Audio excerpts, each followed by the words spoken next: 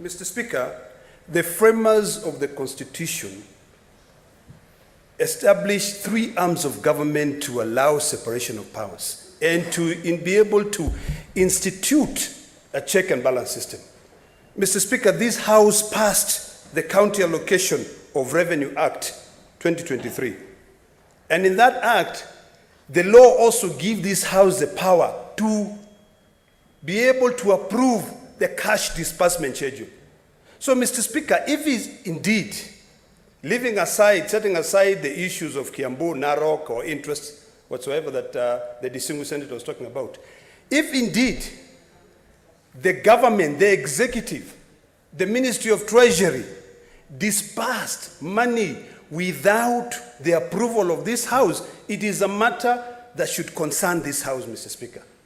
So when I rose here to request for that to be substantiated, the best, Mr. Speaker, that can help this House is for the distinguished senator to table the facts that Treasury has indeed released that money, so that it can be able to be part of the Hansard, that Treasury released money before this House approved that.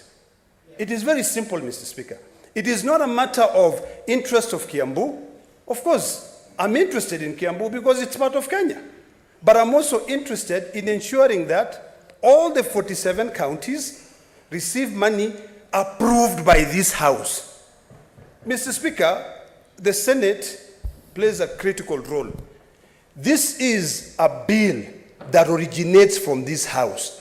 The cash disbursement schedule cannot be originated from the National Assembly. The Division of Revenue Bill will be originated from the National Assembly. But when it comes to the issue of the cash disbursement schedule, it comes out of here because we are now dividing part of our 385 billion, which is going to the counties. So, Mr. Speaker, I'm rising on an issue of statement of fact and the importance of ensuring fiduciary to the rule of law. That is my essence of rising on that point of order. It is not on whether, Mr. Speaker, and I appreciate, Mr. Speaker, you trying to correct or maybe put certain things in order, but it is also concerning to me when a law is broken.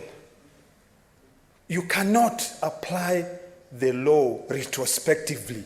In this case, if we sit here and we debate and we approve this cash disbursement schedule, then of course we'll be doing so retrospectively because it has already been overtaken by events. So, Mr. Speaker, that is my greatest concern. Thank you. Thank you.